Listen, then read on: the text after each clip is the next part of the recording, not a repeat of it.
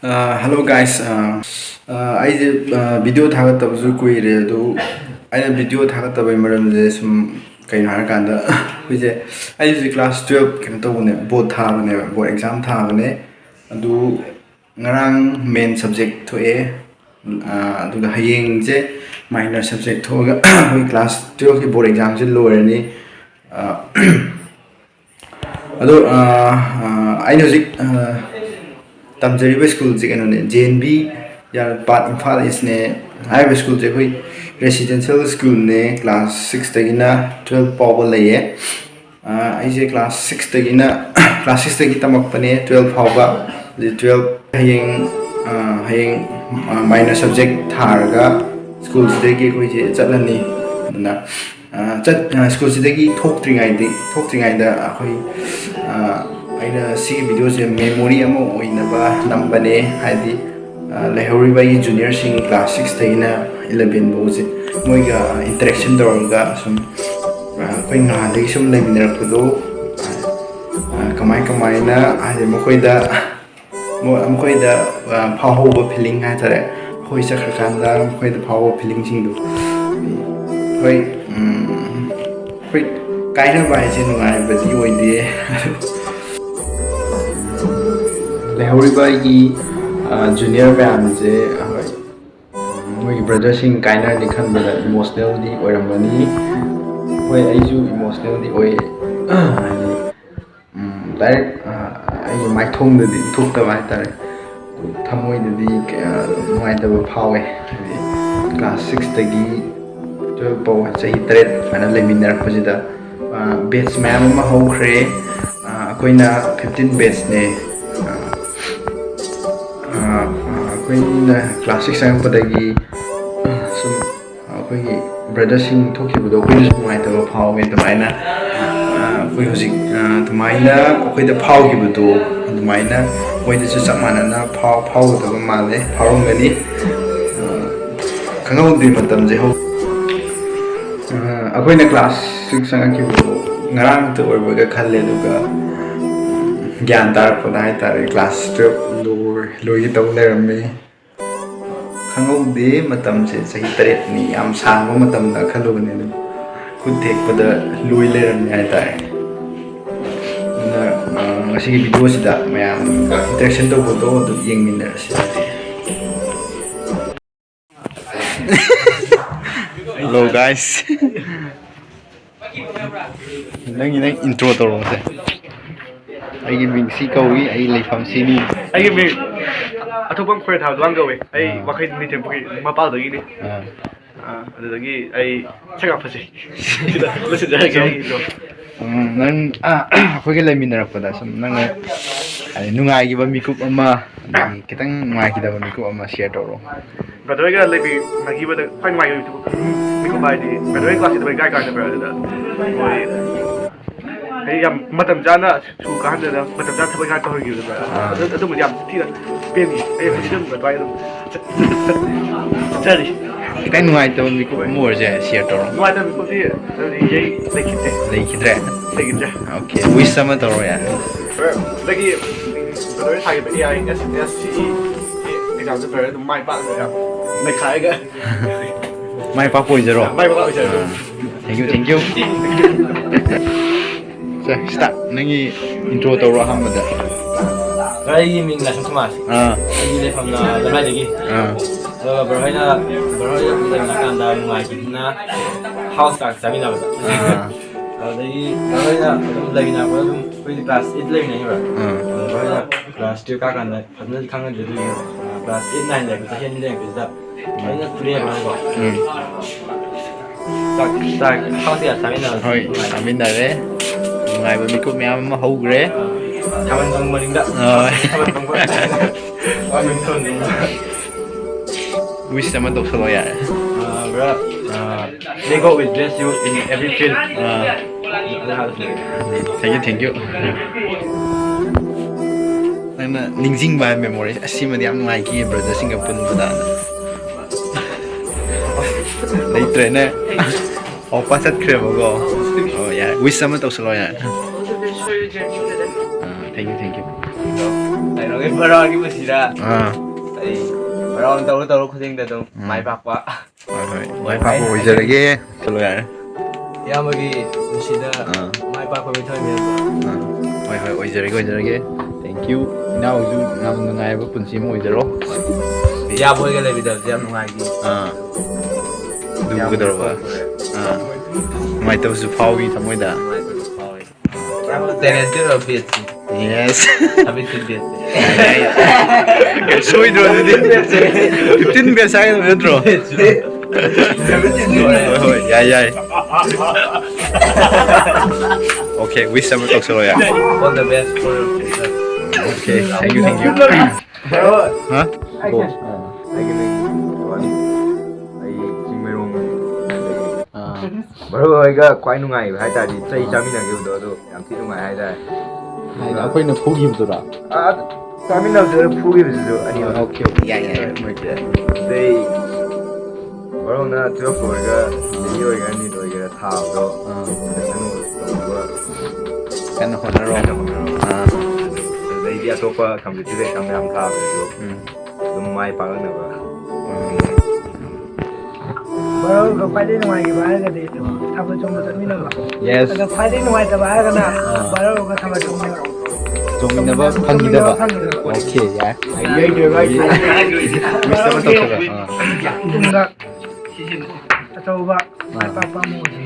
ꯑꯣꯏꯖꯔꯒꯦ ꯃꯌꯥꯝꯒꯤ ꯋꯤꯁꯇꯒꯤ ꯅꯣꯏꯁꯨ ꯑꯗꯨꯝ ꯀꯟꯅ ꯍꯣꯠꯅꯔꯒ ꯅꯣꯏꯁꯨ ꯃꯥꯏ ꯄꯥꯛꯄ ꯃꯤ ꯑꯃ ꯑꯣꯏꯅꯕ ꯍꯣꯠꯅꯔꯣ ꯈꯪꯗ ꯑꯩꯒꯤ ꯃꯤꯡ ꯅꯨꯔ ꯑꯩ ꯌꯥꯏꯄꯣꯛꯇꯒꯤꯅꯦ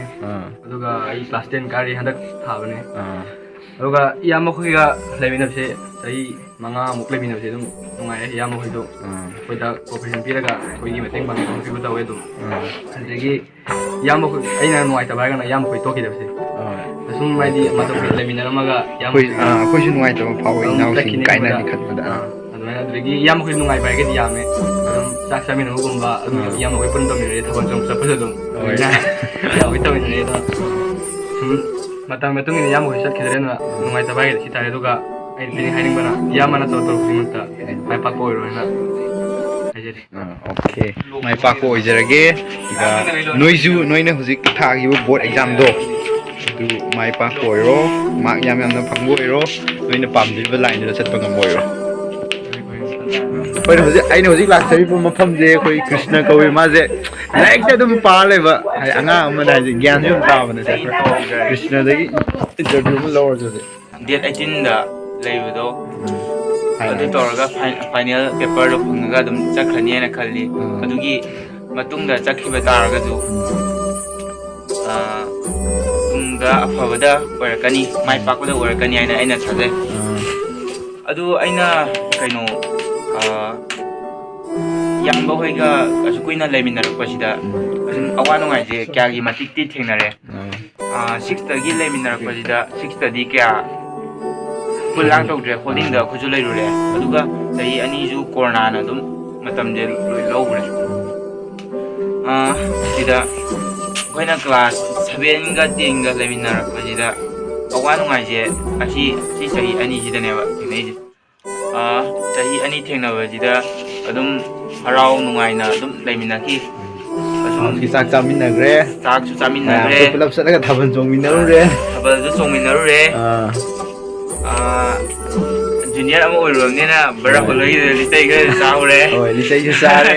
ꯑꯗꯨꯝ ꯅꯨꯡꯉꯥꯏꯅ ꯑꯗꯨꯝ ꯄꯨꯟꯁꯤꯁꯦ ꯑꯗꯨꯝ ꯍꯧꯈꯤ ꯑꯩꯈꯣꯏꯁꯨ ꯀꯨꯏꯗ꯭ꯔꯦ 11 ꯀꯥꯔꯛꯀꯗꯧꯕꯗꯣ ꯑꯗꯨꯝ ꯑꯩꯈꯣꯏꯁꯨ ꯀꯟꯅ ꯍꯣꯠꯅꯒꯦ ꯕꯔꯥ ꯍꯣꯜꯍꯣꯏꯁꯨ ꯑꯗꯨꯝ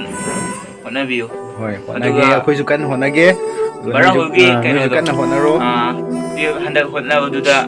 ꯑꯗꯨ ꯑꯩꯈꯣꯏ ꯕꯔꯥ ꯍꯣꯜꯒꯤ ꯃꯇꯧꯗ ꯑꯩꯈꯣꯏꯁꯨ ꯔꯦꯁꯄꯦꯛ ꯇꯧꯋꯤ ꯍꯣꯏ ꯀꯩꯅꯣ ꯇꯧꯕꯗꯣ ꯂꯥꯏꯔꯤꯛꯀ ꯑꯗꯨꯝ ꯄꯥꯕꯗꯣ ꯑꯩꯈꯣꯏꯁꯨ ꯑꯗꯨꯒꯤ 12ꯇ ꯇꯧꯕ ꯉꯝꯒꯅꯤ ꯍꯥꯏꯅ ꯊꯥꯖꯩ ꯑꯩꯈꯣꯏꯁꯨ ꯍꯣꯏ ꯅꯣꯏꯁꯨ ꯑꯗꯨꯒ ꯑꯗꯨꯃꯥꯏꯅ ꯇꯧꯕ ꯉꯝꯕ ꯑꯣꯏꯔꯣ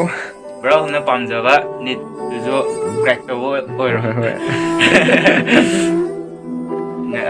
ꯑꯩ ꯃꯇꯥꯡ ꯑꯁꯤꯗ ꯂꯣꯏꯁꯤꯟꯖꯔꯒꯦ ꯍꯥꯏꯅ ꯈꯜꯂꯤ ꯌꯥꯏ ꯅꯣꯏꯁꯨ ꯍꯧꯖꯤꯛ ꯂꯥꯏꯔꯤꯛ ꯀꯟꯅ ꯄꯥꯔꯣ ꯑꯗꯨꯒ ꯅꯣꯏꯅ ꯍꯧꯖꯤꯛ ꯊꯥꯈꯤꯕ ꯕꯣꯔꯗ ꯑꯦꯛꯖꯥꯝꯗꯣ ꯃꯥꯔꯛ ꯌꯥꯝꯅ ꯐꯪꯉꯒ ꯅꯪꯅ ꯆꯠꯅꯤꯡꯉꯤꯕ ꯂꯥꯏꯟꯗꯣ ꯑꯗꯨꯗ ꯆꯠꯄ ꯉꯝꯕ ꯑꯣꯏꯔꯣ ꯍꯥꯏꯕ ꯑꯩ ꯋꯤꯁꯇ ꯇꯧꯔꯣ I Shama in this Navodaya studying in class 8 in Aravalli house. tomorrow my brothers are going to finish the board exam. Yeah. So we had fun while staying in the house. We have a lot of sweet memory in We the have a lot of past. sweet memories in the past. Yeah. But tomorrow they are going to go Yeah. home. And I hope that my brothers become good to get good employment and good jobs Near future. in the future. Yeah. To get good, what's to say, Successful life. successful life. Yeah.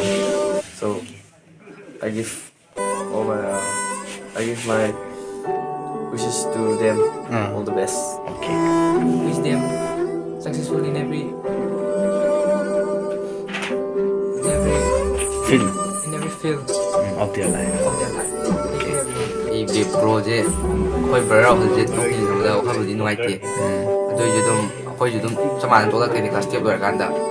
ꯑꯗꯣ ꯕ꯭ꯔꯗꯔꯒ ꯃꯦꯃꯣꯔꯤꯗꯤ ꯀꯌꯥꯗꯤ ꯂꯩꯍꯧꯗ꯭ꯔꯦ ꯀꯩꯅꯣ ꯌꯥꯝ ꯄꯥꯛꯅ ꯄꯨꯟꯈꯤꯗꯕꯅꯤꯅ ꯑꯗꯣ ꯕ꯭ꯔꯗꯔꯒꯤ ꯄꯩꯈꯥꯗ ꯕꯦꯁ of ꯂꯛ ꯍꯥꯏꯅ ꯋꯤꯁ ꯇꯧꯖꯔꯤ ꯑꯩꯅ ꯁꯨꯝ ꯎꯖꯔꯛꯄꯗ ꯏꯌꯥꯝꯕꯁꯦ ꯀꯩꯁꯨ ꯁꯥꯎꯕ ꯎꯈꯤꯗꯦ ꯑꯗꯨꯒ ꯅꯣꯛꯇꯨꯅ ꯑꯗꯨꯝ ꯂꯩꯌꯦ ꯁꯤ ꯍꯥꯏꯔꯁꯤꯡꯁꯤꯗꯒꯤ ꯏꯌꯥꯝꯕ ꯑꯗꯨꯝ ꯅꯕꯣꯗꯤꯌꯥꯁꯤꯅ ꯍꯥꯟꯅꯗꯤ ꯌꯥꯝ ꯄꯥꯛ ꯈꯪꯖꯔꯛꯇꯦ ꯌꯥꯝꯕꯨ ꯑꯗꯨꯝ ꯌꯥꯝꯕ ꯁ꯭ꯇꯦꯖ ꯀꯥꯈꯠꯂꯛꯄꯗ ꯈꯪꯈꯤ ꯕꯤꯗꯤꯌꯥꯅ ꯍꯥꯏꯐꯦꯠ ꯊꯦꯡꯈꯤ ꯌꯥꯝꯕꯅ ꯉꯁꯤꯐꯥꯎꯗ ꯑꯗꯨꯝ ꯀꯩꯁꯨ ꯑꯀꯥꯏꯕ ꯊꯕꯛ ꯑꯝꯇ ꯇꯧꯔꯝꯗꯦ ꯑꯩꯈꯣꯏꯗ ꯌꯥꯝ ꯍꯔꯥꯎ ꯅꯨꯡꯉꯥꯏ ꯂꯩꯃꯤꯟꯅꯔꯦ ꯑꯗꯨꯕꯨ ꯌꯥꯝꯕ ꯀꯥꯇꯨ ꯀꯥꯔꯟ ꯌꯥꯝ ꯇꯧꯔꯦ ꯍꯣꯏ ꯑꯩꯈꯣꯏ ꯄꯨꯟꯅ ꯊꯥꯕꯜ ꯆꯣꯡꯕ ꯆꯠꯃꯤꯟꯅꯧꯔꯦ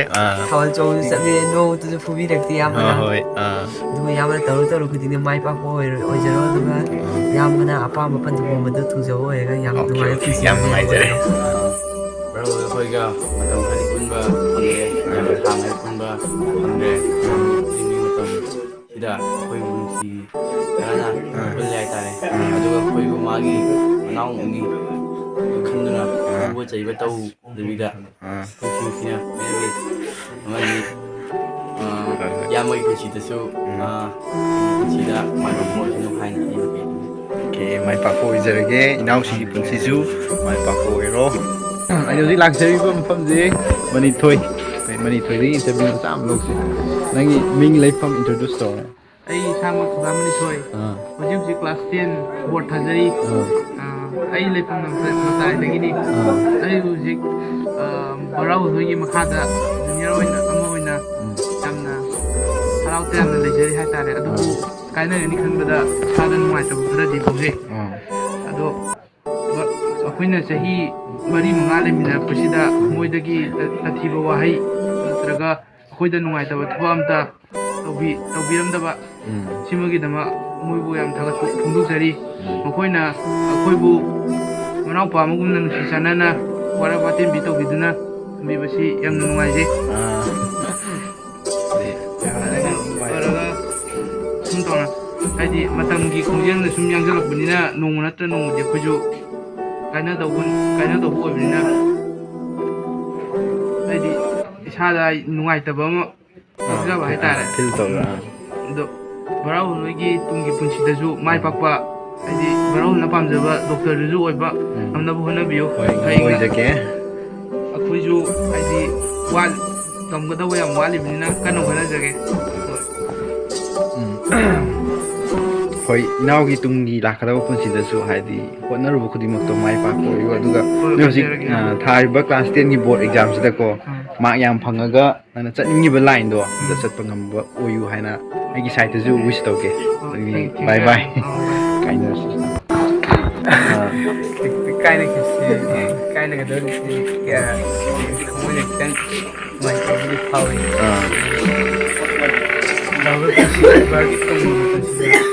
ꯃꯐꯝ ꯑꯐꯕꯇ ꯑꯣꯏꯍꯟꯕꯤꯔꯁꯤ ꯍꯣꯏ